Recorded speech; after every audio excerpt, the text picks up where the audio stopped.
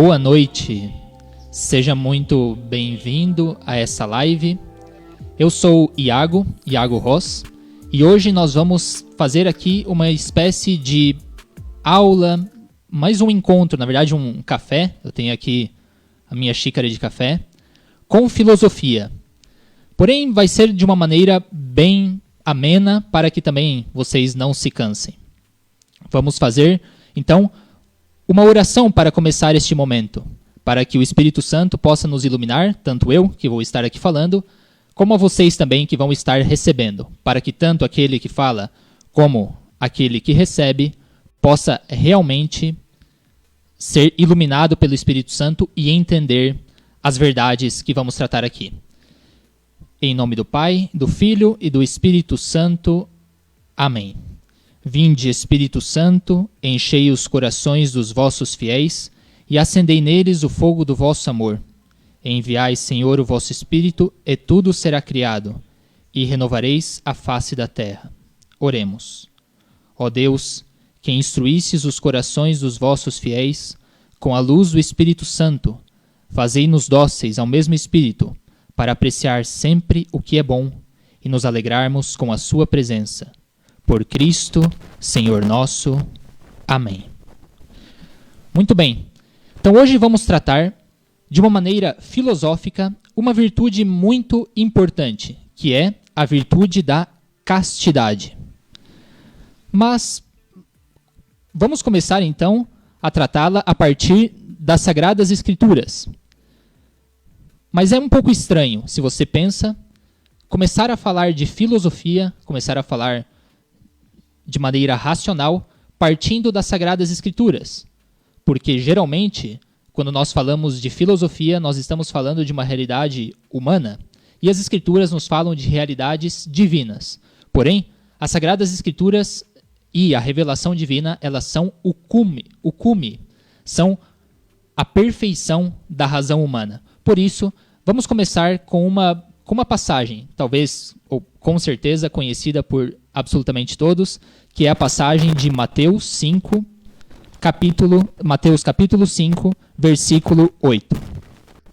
E é o famoso Sermão da Montanha, e diz assim: Felizes os puros no coração, porque verão a Deus. Perceba uma coisa interessante, que todo esse sermão ele está falando sobre um assunto muito apreciado e talvez um dos assuntos mais importantes na história da filosofia, que é o assunto da felicidade, o assunto das bem-aventuranças, mas os filósofos costumam chamar de felicidade. O assunto da felicidade é talvez o assunto mais procurado. Todos procuramos ser felizes. O fim do homem é ser feliz. Por isso, a filosofia, o pensamento humano, sempre esteve voltado, sempre esteve direcionado a essa pergunta essencial: como ser felizes? E uma das respostas que o próprio Cristo nos dá é: felizes os puros no coração, porque eles verão a Deus. Então, Jesus coloca como um dos elementos essenciais para alcançar a felicidade a pureza do coração. E a pureza, nós podemos, chamá-la com outros nomes. Podemos chamá-la de castidade, podemos chamá-la num nível ainda mais profundo, podemos chamá-la de virgindade. No nível da consagração a Deus, uma consagração total, nós chamamos de virgindade consagrada.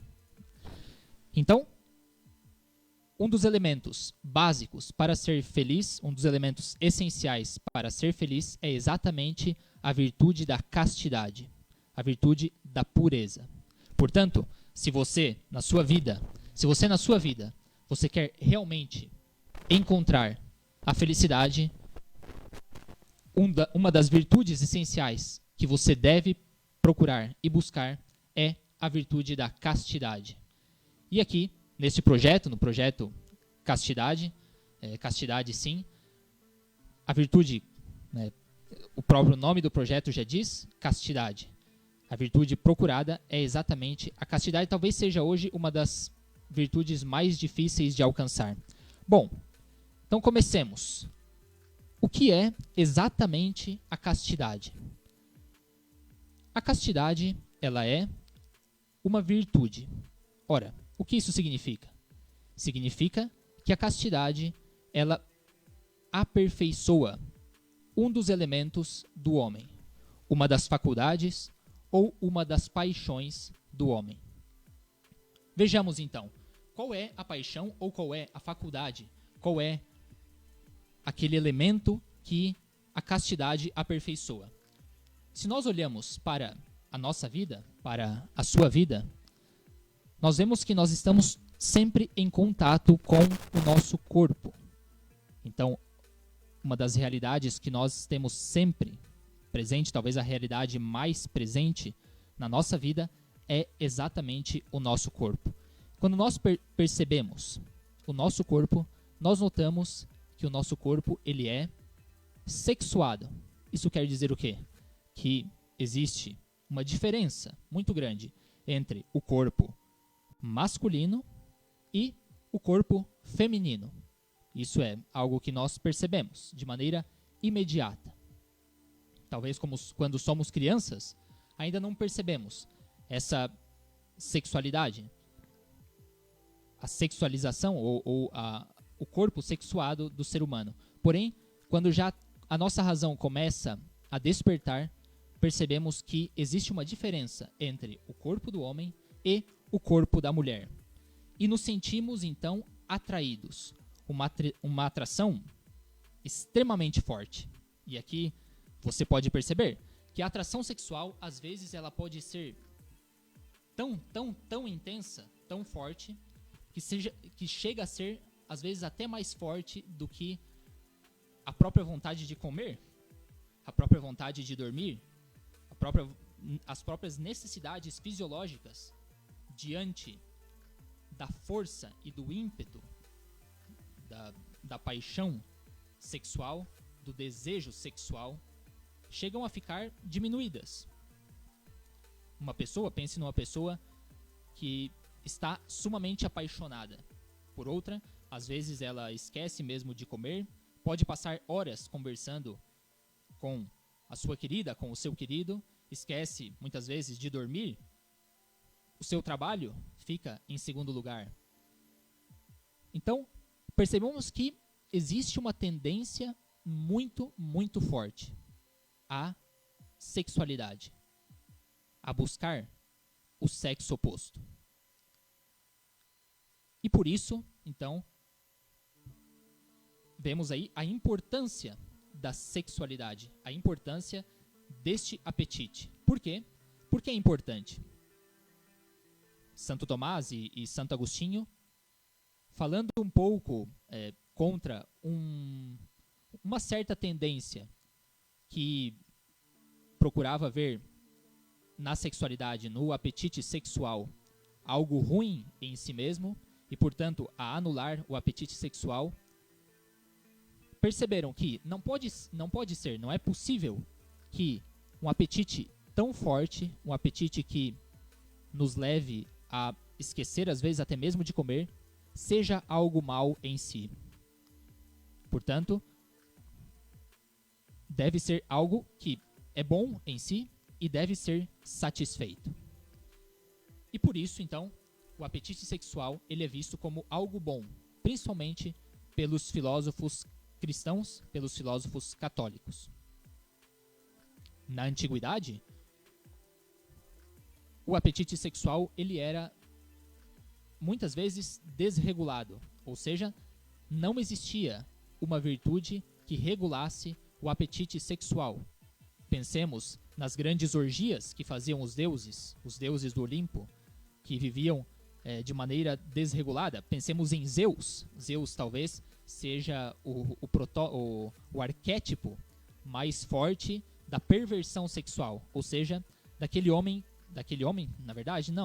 Deus, né, que se deixava levar pelas suas paixões, que se deixava levar pelos ímpetos sexuais e aí espalhava, vamos dizer, a sua descendência nos semideuses com mulheres muitas vezes até mesmo com animais. Chegava até isso a perversão de Zeus. Porém, até mesmo na antiguidade, já havia uma espécie de virtude, uma espécie de percepção de que a sexualidade ela tinha que ser, de certa forma, controlada. Muito bem. Agora, chegando a este ponto, para que serve então este apetite tão forte? Esse desejo que parece, muitas vezes, arrastar-nos, né, ao ato sexual. Por que ele é tão forte? Principalmente por duas coisas. Porque ele está ligado, primeiramente, à nossa necessidade de procriação, a nossa necessidade de deixar descendentes, a necessidade do homem de multiplicar-se, de cumprir aquilo que Deus disse no Gênesis, aquilo que Deus também colocou no coração do homem, que é o desejo de multiplicar-se e encher a terra. O homem tem um desejo inato de encher a terra, de dominar a terra. Por isso, a sexualidade é tão forte.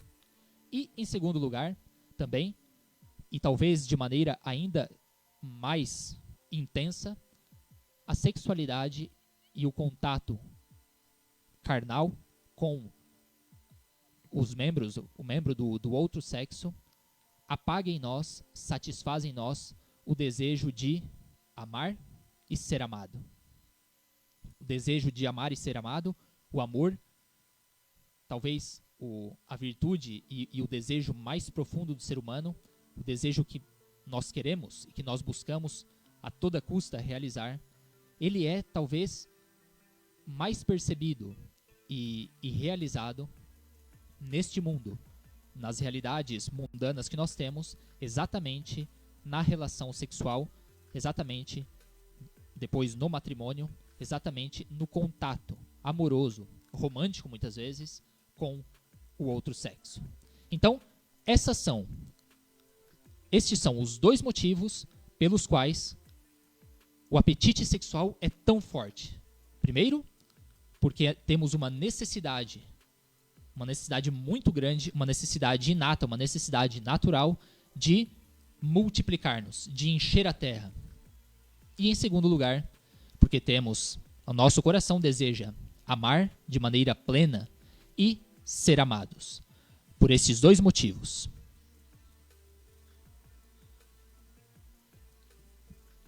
Ótimo. Agora,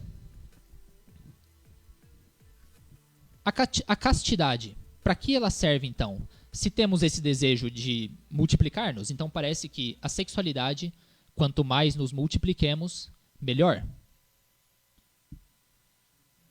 Quanto mais nos multipliquemos, melhor.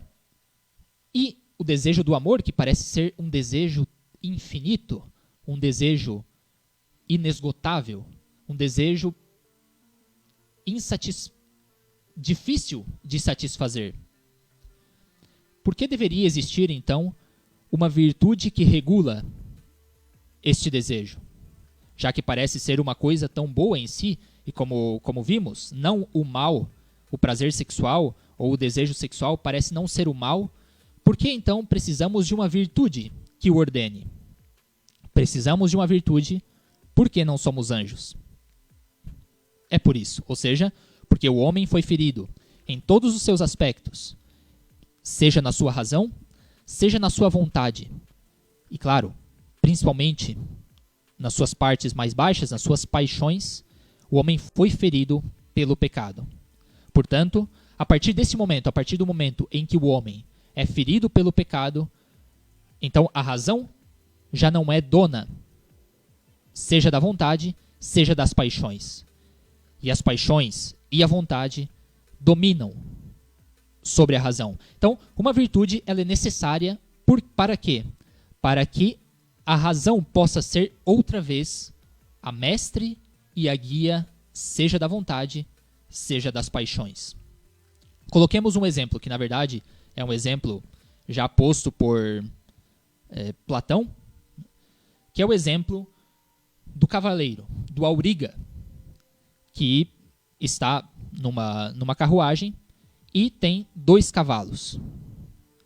O auriga, ele tem que dominar esses dois cavalos. Um desses cavalos são as nossas paixões irascíveis, ou seja, aquelas paixões que nos levam à ira, que nos levam à coragem, que nos levam a ser iracundos, que nos levam a conquistar grandes coisas.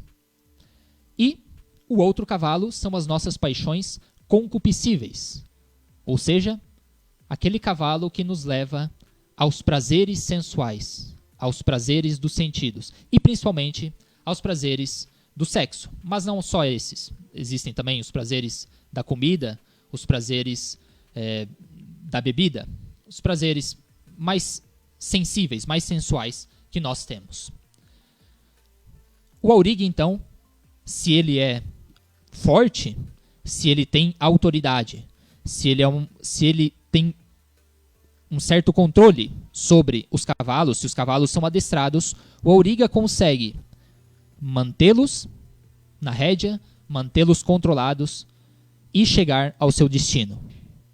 Porém, se o auriga não é forte, se o auriga não adestrou bem os cavalos, se o auriga não tem autoridade sobre os cavalos, então os cavalos o levam a qualquer parte. E é difícil que ele chegue ao seu destino. Bom, a imagem é muito evidente, né? Como o auriga é a nossa razão, e principalmente a nossa razão, mas também a nossa vontade, que deve ser a governante dos nossos dois cavalos, das nossas paixões iracundas, irascíveis, e das nossas paixões concupiscíveis.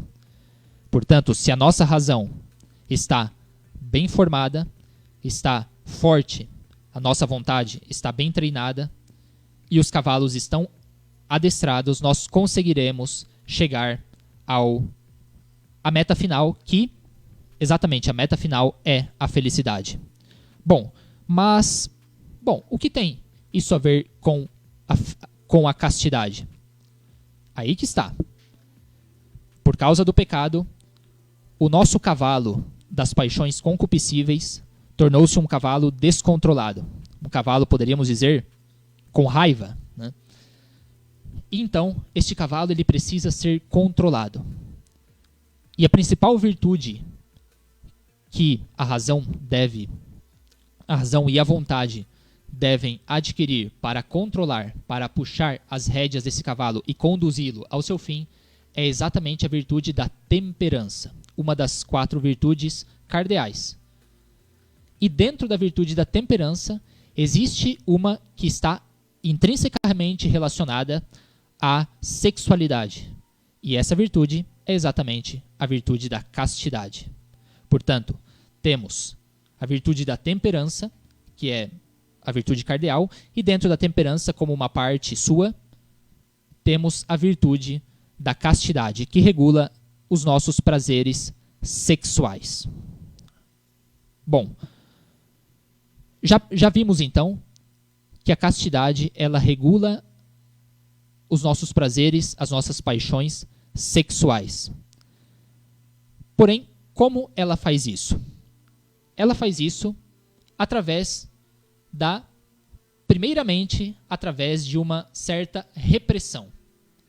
É muito comum hoje não, mas talvez desde o século XX isso se fez muito forte, principalmente pela influência da psicoterapia, principalmente pela influência de Freud, que não devemos reprimir os nossos impulsos mais baixos, aqueles impulsos sexuais, que reprimi-los causaria dramas, causaria depois complexos, que o homem deveria, desde pequeno, ser deixado levar pelas suas paixões, porque isso realmente mostraria o que o homem realmente é, não o deixaria oprimido. Porém, parece ser, e isso talvez vejamos no mundo de hoje, que essa espécie de desenfreio, essa espécie de desenfreio sexual está causando muito mais males do que bens. Então, no começo, é preciso que a castidade coloque uma certa repressão. que dê aquela puxada, que dê aquela chicotada no cavalo para que ele acorde, para que ele amance. Então, claro que a castidade não é só repressão, porém, nos seus inícios, sim, ela precisa de uma certa repressão, precisa de freios, precisa de um puxão, precisa de castigo.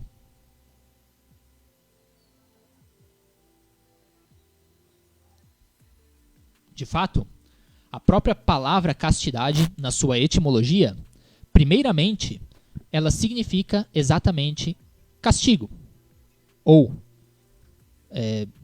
controle. Então, primeiramente, a nossa sexualidade precisa de controle. Controle em que aspectos?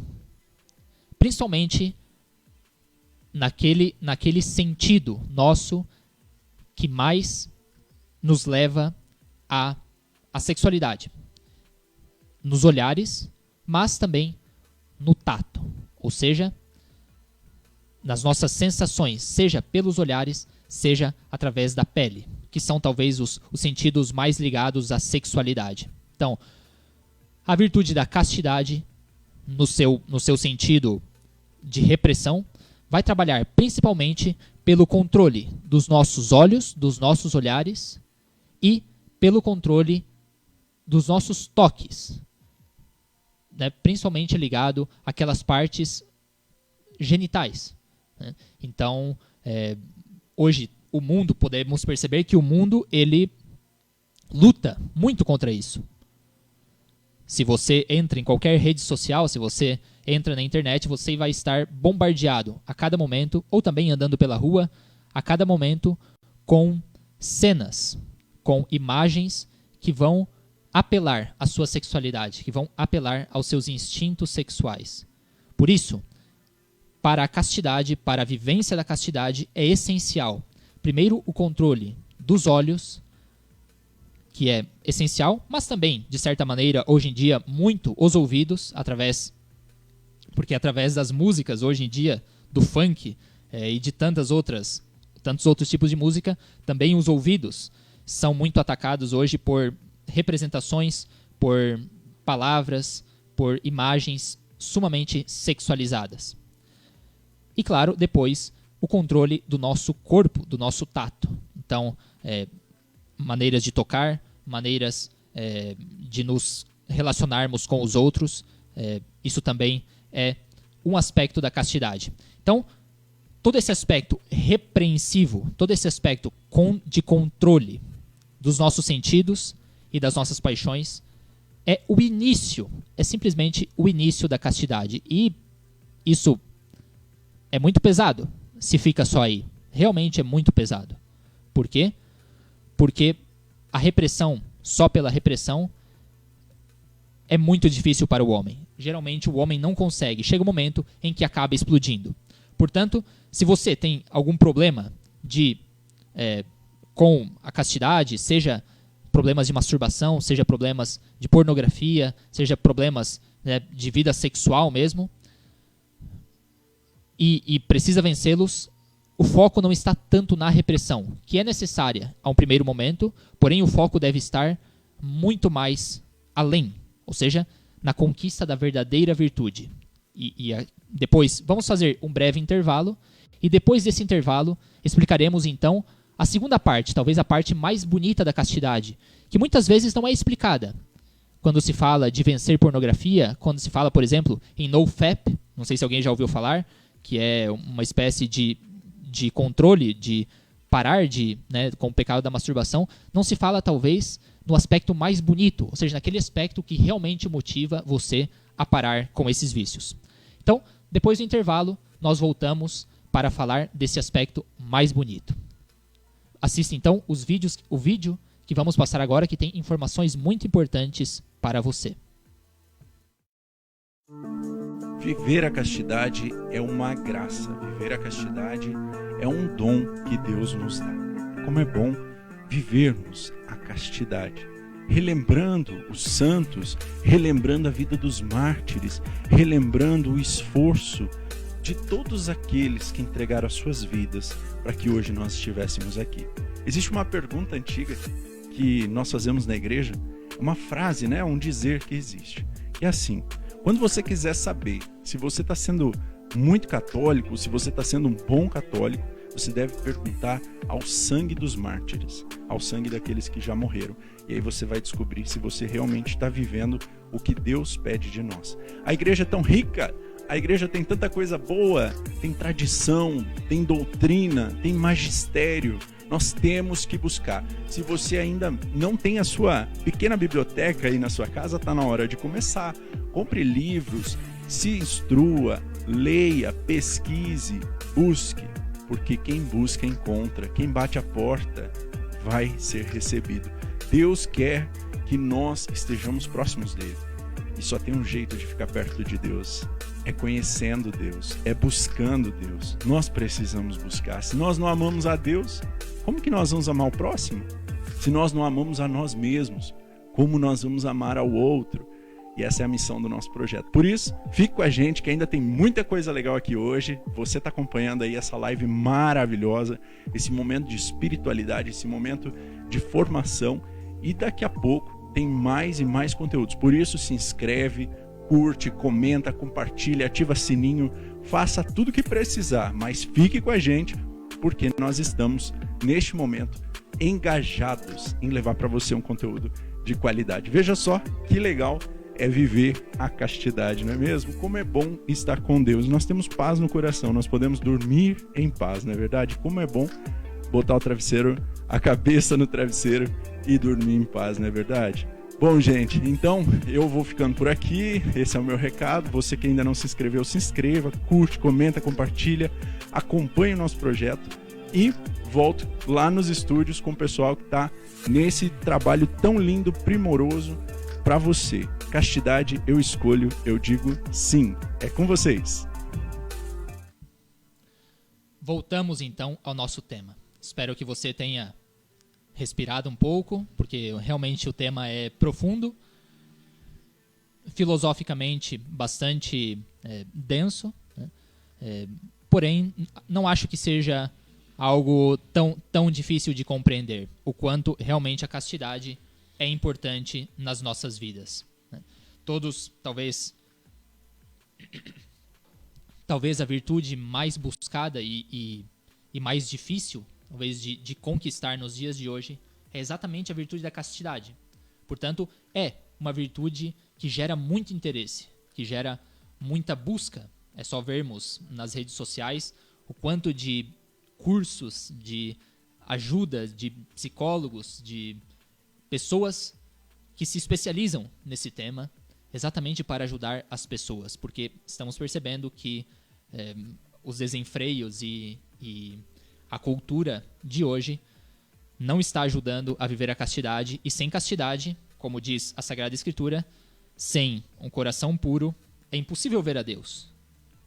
E sem ver a Deus, é impossível ser feliz. Portanto, as pessoas querem felicidade, e é por isso que existe tanto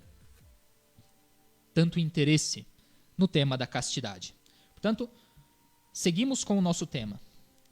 Dissemos então que a castidade ela começa talvez sendo um pouco dura, um pouco feia, tendo um aspecto talvez muito repreensivo, de muito controle.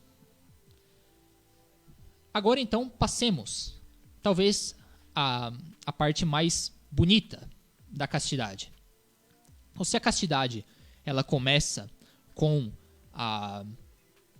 o aspecto repreensivo, ela tem que passar depois ao aspecto de virtude, ou seja, de uma coisa bela, de uma coisa... As virtudes, para os antigos, eram exatamente aquilo que é bom, verdadeiro e belo. Então, como a virtude da castidade é bela? Porque a virtude da castidade ela está relacionada, de certa maneira, e em um grau bastante forte, com a virtude da fé, da esperança e da caridade, ou seja, com as virtudes mais altas, as virtudes teologais. A virtude da castidade é uma virtude teologal? Não, não é uma virtude teologal. a virtude da castidade é uma virtude tão perfeita como as virtudes teologais? Não.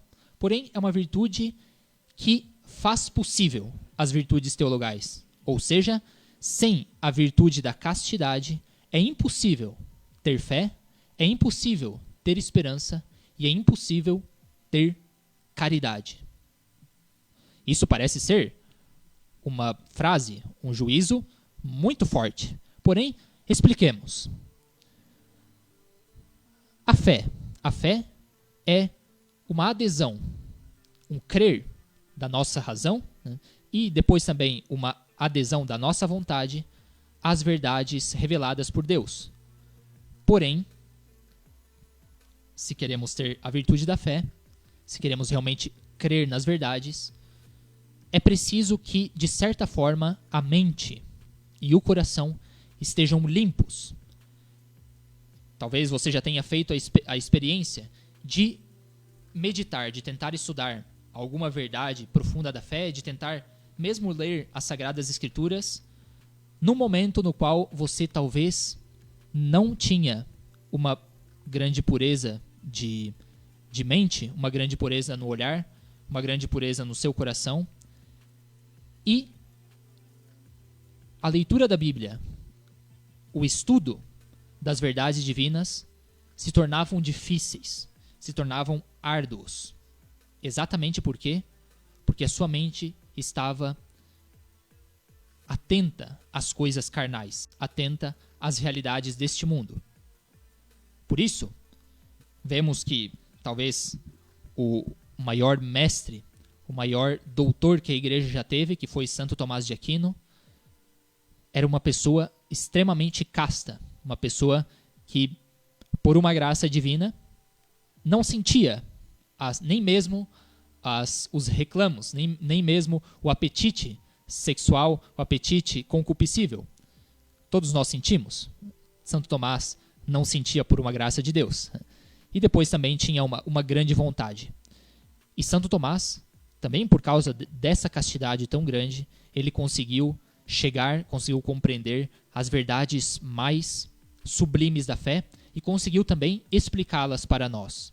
Portanto, devemos sim a virtude da castidade de Santo Tomás, o dom precioso da Suma Teológica, o dom precioso da explicação da fé feita por ele. Portanto, então, se você quer ter uma fé intensa, é necessário que, de certa forma, o seu coração, que de certa forma a sua mente, esteja num estado de pureza. Muito bem. Agora, o que diz a castidade com relação à esperança? A esperança, sabemos que é uma espécie de desejo, uma espécie de vontade de uma coisa futura, ou seja, da salvação, do céu, não de uma coisa presente. Porém, a sexualidade, o deleite, o gozo nos prazeres deste mundo, principalmente nos prazeres sexuais, eles nos preenchem de tal forma que pouco a pouco, quando nos vamos entregando a eles, o desejo das coisas espirituais, primeiramente o desejo das coisas espirituais nessa terra, vão pouco a pouco se apagando. De fato, se conta de muitos religiosos que contavam seus testemunhos, que alcançaram grande altura na vida espiritual, grande relação com Deus, e que começaram a cair na sua vida espiritual por pequenas falhas na virtude da castidade, por olhares impuros, por pensamentos impuros, começaram pouco a pouco a desviar o seu olho, a desviar a sua mente, a desviar o seu coração de Deus. E, pouco a pouco, a sua vida espiritual vai esfriando. Então, se os bens espirituais deste mundo, que podemos alcançar com a oração, que podemos alcançar com a mortificação, vão se apagando, também vai, pouco a pouco, se apagando o desejo supremo, ou seja, o desejo do céu. Portanto, se queremos manter a esperança nas realidades espirituais, e principalmente a esperança na salvação eterna, a castidade é extremamente essencial. E a falta de castidade é a porta de entrada para a perdição. De fato, os grandes teólogos espirituais dizem que talvez aquilo que leva aos grandes vícios e mesmo à perda da vida sobrenatural e depois da vida eterna, muitas vezes é o pecado da luxúria. Portanto, a castidade ela é essencial para a nossa vida, para a nossa esperança. Porém, a virtude mais alta, a principal das virtudes, sem as quais a fé e a esperança não têm valor algum, e nada, na verdade, tem valor algum, como fala São Paulo no hino à caridade, é exatamente a virtude da caridade. E então, aqui é onde a castidade alcança a sua perfeição total, em relação com a caridade. E o que isso significa? Significa que a castidade ela deve ser vivida e procurada não em si mesma, mas para alcançar a caridade. A caridade é, principalmente, o amor a Deus, né, e o amor aos outros. E, estando a nossa sexualidade de maneira tão íntima ligada ao amor ao outro sexo, ligada ao amor também aos nossos filhos, ligada ao amor a todos em geral, a caridade tem uma relação íntima e profunda, a castidade tem uma relação íntima e profunda com a caridade. Bom, então vimos que a castidade ela começa como uma repressão, porém ela se torna, em um certo momento, vamos dizer, o ambiente ou a virtude base, a atitude do nosso espírito para conseguir as virtudes teologais da fé, da esperança e da caridade. Portanto, podemos, a maneira quase de conclusão, dizer com toda certeza isso. A virtude da caridade a virtude da castidade é essencial para a santidade e para a salvação eterna. E aqui voltamos ao início, onde Cristo dizia, Mateus 5:8, no Sermão da Montanha, Cristo dizia: felizes os puros no coração, porque eles verão a Deus. E aqui, então, podemos transformar essa felicidade, que era a felicidade buscada pelos filósofos, como falava no início, todos os homens procuram ser felizes, transformar em santidade. Então, ao invés de dizer felizes os puros de coração, santos os puros de coração. Por quê? Porque a castidade, ela nos leva a alcançar as virtudes que nos fazem santos, que são as virtudes teologais. Então, fazendo um breve resumo do que falamos hoje aqui neste café com filosofia, falando do tema da castidade, partimos então de uma constatação muito elementar, muito cotidiana, de que sempre estamos em relação com o nosso corpo. Sempre. E o nosso corpo, ele é sexuado, ou seja, ele é diferenciado entre homem e mulher, feminino e masculino. E nessa distinção, percebemos também que somos atirados, somos seduzidos, somos atraídos pelo corpo dos outros, somos atraídos pela sexualidade dos outros. E essa atração ela é tão forte que ela não pode ser uma coisa má, como talvez possam dizer certas correntes jansenistas, que o próprio prazer sexual é uma coisa má. Não, tem que ser uma coisa boa. Porém, dizendo que é uma coisa boa, percebemos também que, por causa do nosso pecado, por causa da caída do homem no pecado, essa coisa boa, que é a atração sexual, que é boa, né? Voltando um pouco, que é boa porque está ligada ao amor, a satisfação do nosso amor, amar e ser amados, e também é boa porque está ligada ao nosso desejo de procriar, de multiplicar-nos e de encher a terra, né? Porém, está ferida pelo nosso pecado. E, portanto, estando ferida, está descontrolada. É como um cavalo que está descontrolado e que precisa ser controlado pela razão, que precisa ser controlada pela auriga. Agora, como podemos controlar? E é exatamente aí que entra a castidade. Podemos controlar essa paixão desenfreada por causa do nosso pecado através da virtude da castidade, que é, em primeiro lugar, uma espécie de repressão, ou seja, uma espécie de freio às nossas paixões mais acaloradas, né, por assim dizer, paixões sexuais. Em primeiro momento, pareceria ser uma espécie de repreensão e uma espécie de castigo. Porém, posteriormente, passado este castigo, ela se mostra como uma virtude necessária, ou como o preâmbulo, ou como o ambiente de pureza, o ambiente de limpeza para a conquista, então, da verdadeira felicidade, que já não é a felicidade natural dos filósofos, porém é a felicidade sobrenatural do cristão, do santo, que é exatamente conseguir as virtudes da fé, da esperança e da caridade.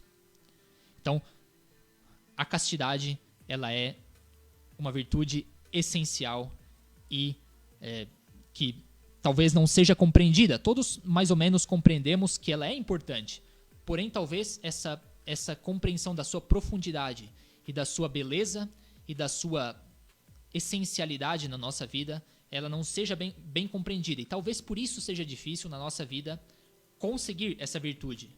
Porque o mundo nos mostra como uma virtude feia, uma virtude que nos leva ao controle, que nos leva, né, freudianamente dizendo, à opressão dos nossos instintos, à opressão das nossas paixões, porém vista desde o aspecto de virtude, dessa virtude da pureza do coração que nos leva à santidade, ela fica muito mais agradável e também fácil de conseguir. Claro que nunca vai ser fácil, porém, percebendo-a e conhecendo-a dessa maneira, pode ser muito mais prazeroso, né, a luta e a conquista pela castidade. Então, por hoje, terminamos aqui a nossa transmissão. Que todos fiquem com Deus, que a luta pela virtude da castidade seja realmente motivada pelas virtudes sobrenaturais e também pelo nosso desejo de realmente amar-nos e entregar-nos primeiro aos outros e depois a Deus. Num próximo programa, numa próxima live, podemos tratar da virtude da virgindade, que é uma virtude ainda mais sublime, a castidade. Por quê? Porque se a castidade é uma virtude que todos devem alcançar, existe uma virtude mais sublime, que é a virtude da virgindade, que é um conselho pedido a Cristo por alguns, para alguns. Então, uma virtude de uma elite, vamos dizer assim, uma elite das virtudes, né? Que seriam os virgens e as virgens consagradas. Então, queridos irmãos, fiquem com Deus. Por hoje é isso. Deus lhes abençoe muito e até a próxima.